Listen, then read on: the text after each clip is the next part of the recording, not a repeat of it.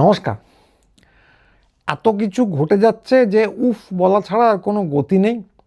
তো বহু কিছু ঘটেছে, তার মধ্যে গতকালের যেটা তাজা খবর সেটা এতক্ষণে সবাই পেয়ে গেছেন যে তৃণমূল কংগ্রেস ঋতব্রত, বা ছোট করে বলতে গেলে তৃণমূল কংগ্রেস তৈরি হয়ে গেছে। তার দলনেতা হয়েছেন প্রত্যাশিতভাবেই শ্রী ঋতব্রত বন্দ্যোপাধ্যায়। এতদিন বিরোধী দলের ঘর যে থাকে বিধানসভায়, তাতে নাকি তালা মারা ছিল, সেই ঘরের চাবিও উনি পেয়ে গেছেন এবং নানা পদাধিকারী নির্বাচিত হয়ে গেছেন দলে। তো সেটা বড় কথা নয়, বড় কথা যেটা সেটা হচ্ছে পশ্চিমবঙ্গের এই জমানায় এই রাজনৈতিকভাবে প্রথম 30 দিনেই কিন্তু রাজনৈতিকভাবে নানা অসামান্য রেকর্ড তৈরি হয়ে চলেছে এবং হয়েই চলেছে। তো এই প্রথম একজন মুখ্যমন্ত্রী হয়েছেন যিনি এক সময় তাঁর দলের যে এখনকার বর্তমান দলের যে সর্বোচ্চ নেতা, তার বিরুদ্ধে গরম গরম বিবৃতি দিতেন। আপনি বলুন 47-এর আগে বিজেপির যারা ঠাকুরদা ছিল, জনসংঘ, আরএসএস, তারা স্বাধীনতা আন্দোলনে ব্রিটিশের দালাল ছিল। আরএসএস এর যিনি অন্যতম সংস্থাপক সাভারকার জেলে বসে লিখতেন চিঠি যে আমি তোমাদের স্পাই হব, গোয়েন্দাগিরি করব, স্বাধীনতা আন্দোলনকারীদের ধরিয়ে দেব, আমাকে শুধু জেল থেকে ছাড়িয়ে দাও। রাজা কার ছিল? ব্রিটিশের দালাল।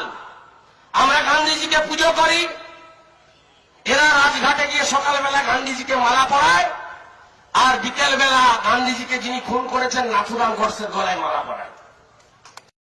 তিনি এখন মুখ্যমন্ত্রী এবং এখন একজন বিরোধী দলনেতা হয়েছেন, যিনি এখন যে দলের বিরোধী দলনেতা, সেই দল যখন ক্ষমতায় ছিল তারই অর্থমন্ত্রীর বিরুদ্ধে বিক্ষোভ দেখাতে গিয়ে একদম জামা টামা ধরে ছিঁড়ে দিয়েছিলেন।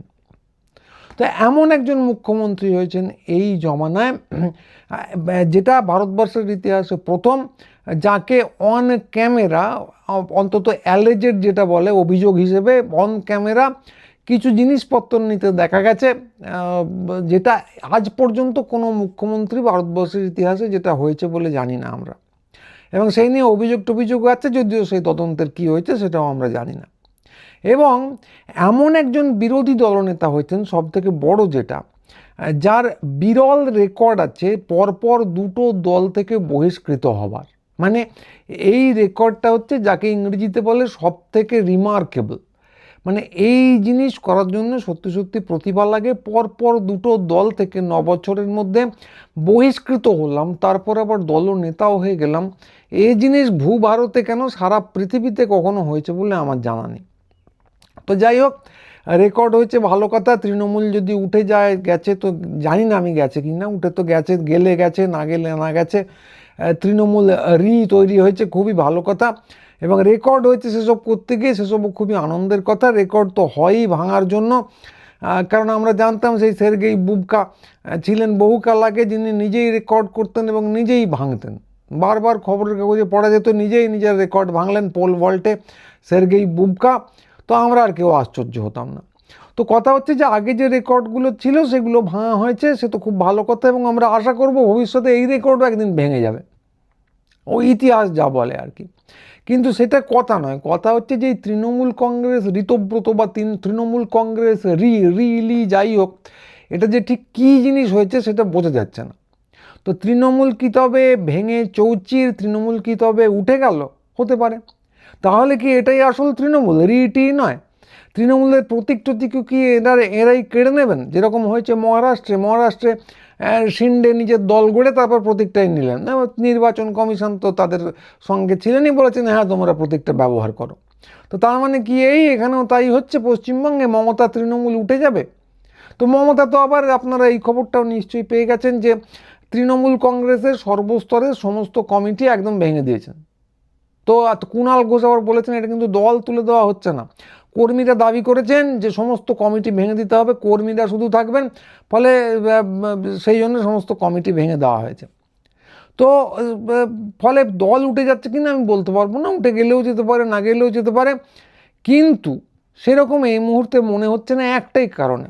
কমিটি ভেঙে দিয়েছেন বলে নয়, কুণাল ঘোষ বলেছেন বলে নয়, কারণ এই যে নতুন তৃণমূল কংগ্রেস তৈরি হলো, তাঁর নেতাটা নিজেরাই বলেছেন যে মমতা বন্দ্যোপাধ্যায় ওদের নেত্রী।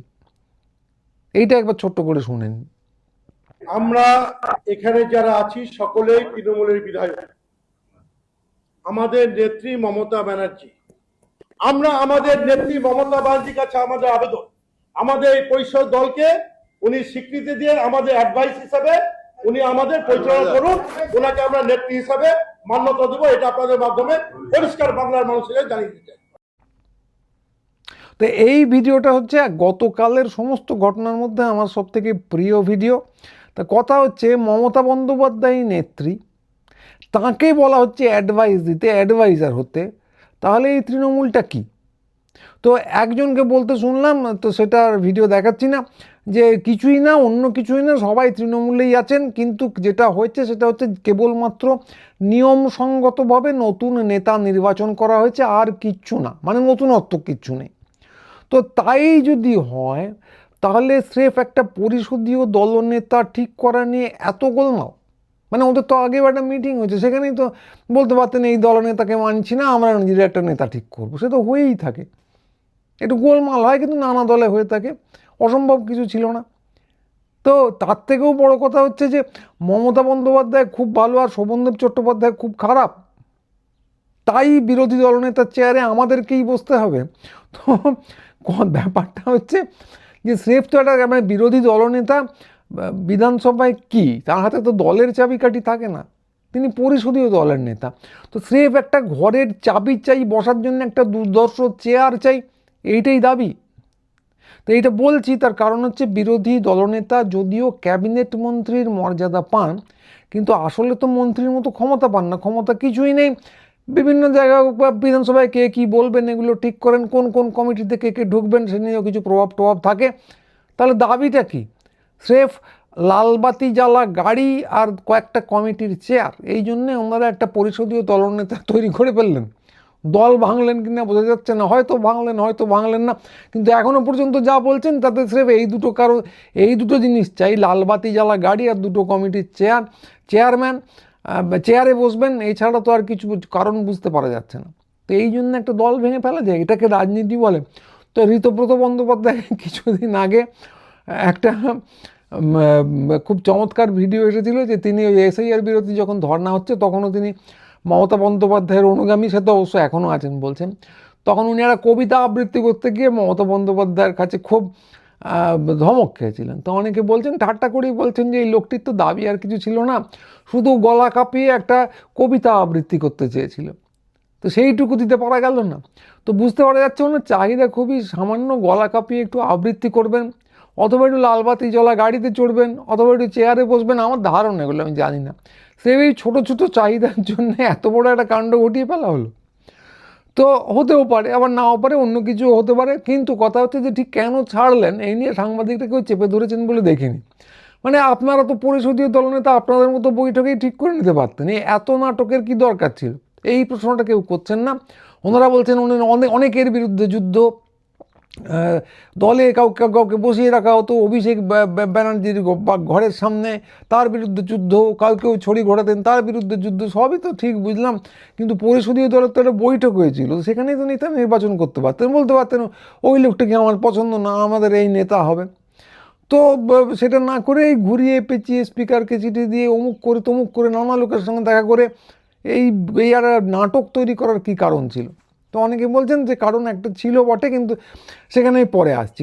তার আগে একটা জিনিস খুব হাস্যকর লাগছে, সেটা আগে বলে নিই। সেটা হচ্ছে যে নতুন দল গড়ে নেবার শখ আসলে 16 আনা, এটা আমার মনে হচ্ছে, ওনারা কেউ বলেননি, কিন্তু সেইটা মুখ ফুটে বলতে পারছেন না, কারণ একটাই, যেটা আমার মনে হচ্ছে, সেটা হচ্ছে যে এদের আসলে কোনো জায়গায় ভোটে জেতা তো দূরস্থান, এক জায়গায় গিয়ে দাঁড়ালে 10টা লোক আসবে, জামানত বাজেয়াপ্ত হবে না, এইটুকু ক্ষমতাও নেই, মানে আমি ভোটে দাঁড়ালে যেরকম হবে আর কি। ফলে মমতা বন্দ্যোপাধ্যায় ঠেকনা ছাড়া এক পাও চলতে পারবেন না, ভোটে জেতা দূরস্থান, নিজের দলের কর্মীদের কাছে নিজের এলাকায় গেলে মুখ দেখাতে পারবেন কিনা সন্দেহ, কিন্তু নতুন দল গড়ে নেতা হবার শখ 16 আনা কাজেই সেইটা আলাদা করে বলতে পারছেন না, আবার মমতা বন্দ্যোপাধ্যায়কে ফেলেও দিতে পারছেন না। ফলে এইখানে ওরা আরেকটা রেকর্ড করেছেন পশ্চিমবঙ্গের এই নতুন জমানায়, যেটা দেখা যাচ্ছে যে একটা দল ভাঙলাম, কিন্তু দলের নেত্রী থেকে গেল অটুট, ওই দিকেরও উনি নেত্রী, এই দিকেরও উনি নেত্রী। মানে রেল লাইনে বডি দিলাম, মাথা দিলাম না। নতুন দল বানালাম, বডি দুটুকরো হইলো, কিন্তু মাথাটা ঠিক থেকে গেল একই। তো এইটা হচ্ছে সব থেকে হাস্যকর ব্যাপার, যেটা ততটা হাস্যকর না হলেও মানে পরিস্থিতির বিচারে মানুষকে তো হাসতেই হবে, কী আর করবে। সব থেকে হাস্যকর এই জিনিসটা। আর দুই যে জিনিসটা বলার আছে, যেটা আগে বলতে গিয়ে বললাম পরে বলবো, যে কার্যত এইটা তো দেখে শুনে আবারও আমার মনে হচ্ছে যে শাসক দলই আসলে ভালো বিরোধীদের বেছে নিচ্ছে এখন, যে কোনটা খারাপ বিরোধী তাদেরকে নেব না, ভালো বিরোধীদের বেছে নেব। তো এইটা করছে, মানে আপনি উনি নিজেও বলেছেন যে এখন আমরা খুব গঠনমূলক বিরোধিতা করব, মানে আর কি যখন যেটা সরকারের পছন্দ হবে সেই রকম বিরোধিতা করব, যেখানে সরকার বিপদে পড়বে না। আর যদি মনে হয় বিপদে পড়ে যাচ্ছি তো তাহলে আর বিরোধিতা করব না। ফলে শোনা যেটা যাচ্ছে, আমারও আন্দাজ তাই, যে এখানে তো মানে আমাদের যে শাসক দল আছেন বিজেপি, তার একটা মাথার উপর হাত আছেই, মাথার উপর হাত দিয়ে বলেছেন যাও বাবা তোমরা দলটা ভাঙো, তারপর আমরাও তোমাদের দেখবো, মানে ওই কোমরে দড়ি দিয়ে ঘোরাবো না, তোমরা যাই করে থাকো, আমাদের তো ওয়াশিং মেশিন আছেই, এখন পুরো ওয়াশিং মেশিনে ঢোকাতে পারছি না, একটু পরিষ্কার করে ছেড়ে দিলাম, তোমরা এখন বিরোধী দল হও। তো এইটারও ঠিক করে নিচ্ছে যে ভালো বিরোধী কারা হবে, কাদের ঘরের চাবি দেওয়া হবে, কাদের চেয়ার দেওয়া হবে, কাদের লাল বাতি জ্বালানো হবে। দলে এখনই নেওয়া হবে না, এখন মুখ্যমন্ত্রী তো ঋতব্রতর নাম শুনে জিভ ভেঙে দিয়েছেন, তারও ভিডিও আছে, সে আর আমি দেখাচ্ছি না, কি দরকার। তো সব মিলিয়ে যা বোঝা যাচ্ছে, যেটাও একটা রেকর্ড, যে আগে আমরা বলতাম সাংসদ কেনাবেচার একটা চালু নাম ছিল, সাংসদ বা বিধায়ক কেনাবেচার, সেটা হলো ঘোড়া কেনাবেচা। তো ঘোড়ার তো অনেক দাম, তো এইবার একটু কম দামি জিনিস একটু কম দামে সস্তায় কেনা হচ্ছে, মন্ত্রিত্ব দিলাম না, একটা বিরোধী দলনেতা লাল গাড়ি দিলাম, একটা কমিটির চেয়ারম্যান ছিলাম, কমিটির চেয়ারে বসিয়ে দিলাম। তো এইগুলো একটু কম পয়সার বিনিময়, তাতেও লোকজন যখন চলে আসছে, অসুবিধে কি?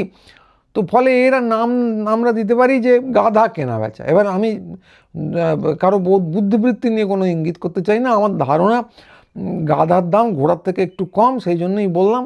তবে গাধা ঘোড়া এসব কোনো কিছুরই বেচা কেনে আমি করি না, ফলে আমার ভুল হতে পারে। তা যদি ভুল হয়ে থাকে, আসলে গাধার দাম অনেক বেশি, তাহলে আমি মার্জনা চেয়ে নিচ্ছি, কেউ কিছু মনে করবেন না। তো ফলে সব মিলিয়ে ব্যাপারটা এটাই দাঁড়িয়েছে যে যদি গাধার দাম কম বেচা হয়, কম হয়, তাহলে এখন গাধা কেনা বেচা হচ্ছে, এবং পুরোটা যেহেতু কেনা হচ্ছে না, একদিকে যেমন পুরো ওয়াশিং মেশিনে ঢোকানো হচ্ছে না, একটু পরিষ্কার করা হচ্ছে, ফলে একটু একটু ময়লা লেগে থাকছে, আর অন্যদিকে ওরাও পুরো দল ছাড়তে পারছেন না, বিরোধী হয়ে থাকছেন, এবং একটু মাঝখানে পড়ে বলছেন যে রেল লাইনে বডি দিলাম, মাথা দিলাম না, আমাদের নেত্রী কিন্তু উনিই আছেন, আমরা বিরোধী আছি কিন্তু একটু ভালো বিরোধী আর কি। তো সব দিকই রক্ষা হলো। তো সব দিক রক্ষা হবে কিনা সেটা ভবিষ্যতই বলবে, আমি তো আর জ্যোতিষী নই যে এক্ষুনি বসে বলে দেবো সব দিক কীভাবে রক্ষা করা হবে। কিন্তু মোটের উপর ব্যাপার যেটা দাঁড়িয়েছে, যে এর আগেই আমরা দেখেছি, এক হচ্ছে শাসক দল ঠিক করে নিচ্ছে যে কারা ভোট দেবে। আগে আমরা জানতাম যে লোকে ঠিক করে ভোট দিয়ে কে শাসক দল হবে, তো এখন খেলা উল্টে গেছে, শাসক দলই ঠিক করে নেয় যে কারা ভোট দেবে। তো এইটা একটা জিনিস। দ্বিতীয় দিক দেখছি যে শাসক দল এখন আবার শুধু এখানেই ক্ষান্ত দিচ্ছে না, তারা দায়িত্বশীল বিরোধীদেরও বেছে নিচ্ছে। কোন বিরোধীরা বলবে, কতটা বলবে, কার কোমরে দড়ি দেওয়া হবে, কাকে জেলে পাঠানো হবে, কাকে কতটা বলতে দেওয়া হবে, তো এইটা আর কি ঠিক করে নেওয়া হয়। যার সংবাদ মাধ্যম কী বলবে, কতটা বলবে, 3 নম্বর যেটা, এ তো আরও অনেক আগে ঠিক হয়ে গেছে, ঠিক কতটা বলতে হবে, কাকে ফুটেজ দিতে হবে। এই যে দেখুন, বুলডোজার ভাঙা বা মমতার বুলডোজার আটকানো বা মমতার যে স্বতঃস্ফূর্ত জনসমাবেশ, সেই নিয়ে ওরা কিছু দেখাচ্ছে না, কারণ এগুলোকে ইগনোর করতে হবে। তো এইটা অনেকদিন আগেই ঠিক হয়ে গেছে। ফলে শাসক দল ভোটার বেছে নিচ্ছে, বিরোধীদের বেছে নিচ্ছে, কাদের কোমরে দড়ি দেওয়া হবে, কাদের দেওয়া হবে না ঠিক করে নিচ্ছে। মানে যে ইডি টিডিতে যে গ্রেপ্তার হয়, সেগুলো তো সবাই জানেন এখন যে রাজনৈতিক গ্রেপ্তার, এবং এই নিয়ে কারো কোনো লজ্জা নেই। এবং সংবাদ মাধ্যম কী বলবে সেটাও শাসক দলই বেছে নিচ্ছে। তো এই সব দেখে শুনে আমার কিরকম একটা সন্দেহ হচ্ছে, এই যে আমরা যারা বিরোধী পক্ষে বলছি, তা আমাদেরকে তাহলে খুব কায়দা করে বেছে নেওয়া হচ্ছে। মানে আমাদের মতো যে 2-4টে ফ্রিল্যান্সার আছে, তাদেরকেও কি খুব কায়দা করে বেছে নেওয়া হচ্ছে? মানে এদের একটু চ্যাটাং কথা বলুক, কিন্তু থাক, পচে তো না এদেরকে কেউ। থাক, কারণ দেখতে ব্যাপারটা বেশ ভালো লাগে, বেশ গণতন্ত্রও লাগে। কিন্তু কথা হলো যে এটা যদি হয়ও, মানে ঠিক করে দিচ্ছে আমরা কতটা বলবো না, বাড়াবাড়ি করলে কেটে দেবে। তো এইটা যদি হয় ওটাতে আমার কোনো আপত্তি নেই, কারণ আমার ধারণা কেউ এটা বাড়াবাড়ি করছে না এবং আমাকে কেউ পচেও না। কিন্তু কথাটা হলো তারপরেও একটা ন্যায্য দাবি থেকে যায় যে শুধু শুধু বেগার খাটবো কেন? মানে বাকিরা যারা করছে সবাই তো নানা রকমভাবে কিছু না কিছু পাচ্ছে, কেউ ভাতা পাচ্ছে, কেউ অন্য কিছু পাচ্ছে, কেউ লাল বাতি জ্বলা গাড়ি পাচ্ছে, কেউ চেয়ার পাচ্ছে। তো আমরা যখন এই সমস্ত জিনিসগুলো বলছি, যখন একটা চ্যাটাং কথা বলা বিরোধী দরকার আছে, সেই দায়িত্বটা পালন করছি, তো আমাদেরও ভাতা টাতা দেওয়া হোক। গুজব হতে পারে, শুনলাম নাকি সাংবাদিকদের 5,000 টাকা করে ভাতা দেওয়া হবে, ফলে প্রথমত সেটা আমাদের দেওয়া হোক। এবং শুধু এইটুকুই নয়, একদম বর্ধিত হারে এত বছরের বকেয়া দেওয়া হোক, ইন্টারেস্ট সুদ টুদ সমেত। এবং এই যে নতুন সপ্তম না অষ্টম কমিশন তৈরি হবে, তাতে যে হারে ডিএ দেওয়া হবে আমাদেরও কিন্তু সেই হারে ভাতা দেওয়া হোক, এই দাবিটা জানিয়ে গেলাম। কারণ সবাইকে যখন বেছে নেওয়া হচ্ছে, আমাদেরও বেছে নেওয়া না হবার কী আছে। তো এই দাবির সঙ্গে আজকের অনুষ্ঠান আমি শেষ করলাম। এবং যারা দেখছেন তারা অতি অবশ্যই যদি পছন্দ করেন ভিডিওটা, তাহলে শেয়ার, লাইক ইত্যাদি যা যা কর্তব্য করণীয় আছে সমস্ত কিছু করবেন, আমাদের সঙ্গে যোগাযোগ রাখবেন এবং নিয়মিতভাবে চ্যানেলটা দেখতে আসবেন যদি পছন্দ করেন। কারণ ইউটিউব সবসময় ফিরে জিনিসপত্র পাঠায় না, মাঝে মাঝে দেখে যাবেন। তো সবাই ভালো থাকবেন। রোজ না হলেও খুব নিয়মিত ভিডিও নিয়ে আসবো, খুব তাড়াতাড়ি আবার আসবো, খুব সম্ভবত কালই আসবো। তো আজকের মতো নমস্কার।